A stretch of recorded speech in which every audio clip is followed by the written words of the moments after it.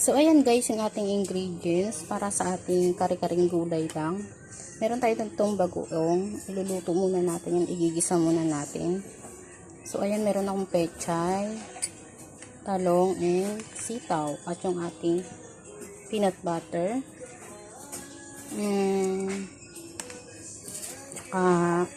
Ito, atsuete, and magic sarap. So, ayan, huhugasan ko lang to guys, yung mga gulay, bago natin i-blanch. I-blanch muna natin yan. So, see you ulit mamaya guys.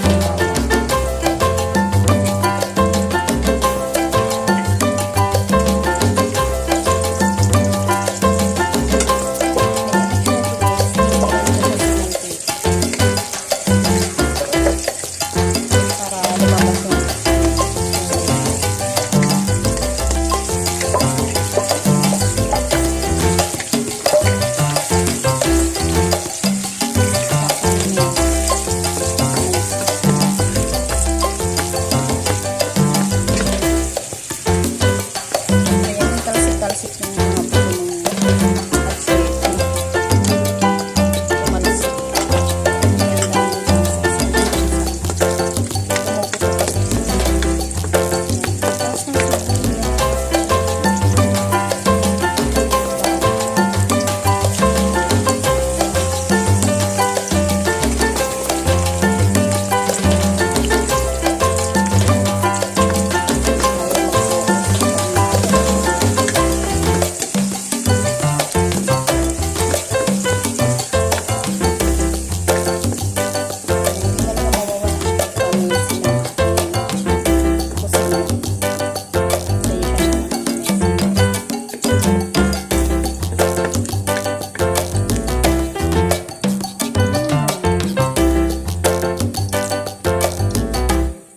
Konting galaw lang, ayaw mag-focus nitong camera na to.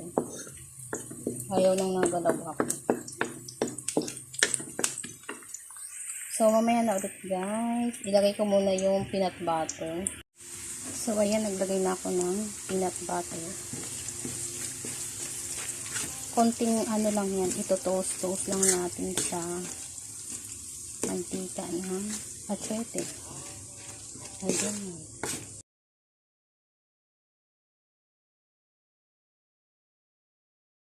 Dito ng mainit na tubig. Aray. Diyan sa atsete.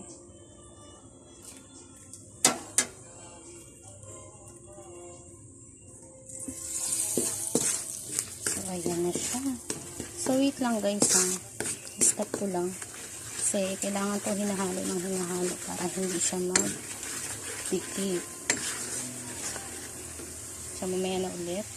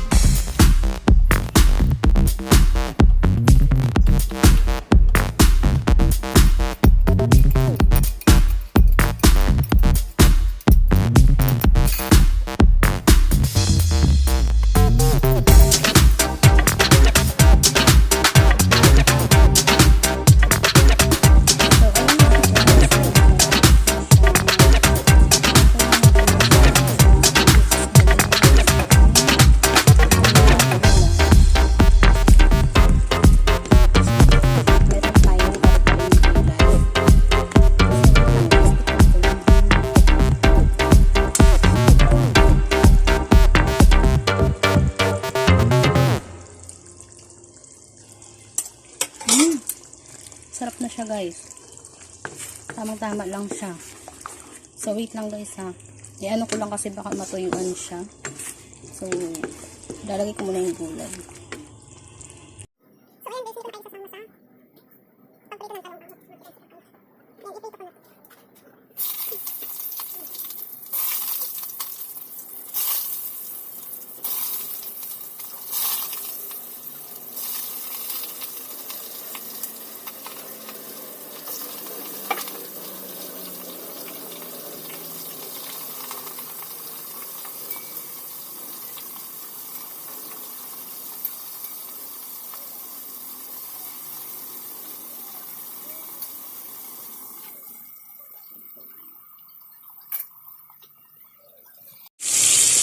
So, ayan na yung talong na nilagay ko. Pinipinto ko siya. Bago siya ilagay dito sa ating kare-kare. Ayan, kare-kare natin gulay. Diba? Healthy. May kare-kare ka na. Kulang na lang yan, itong kawali. Kung makakabili kayo ng luto na, yung sa mga chicos. Ayan, ilagay nyo lang dyan. Meron na kayong kare-kare.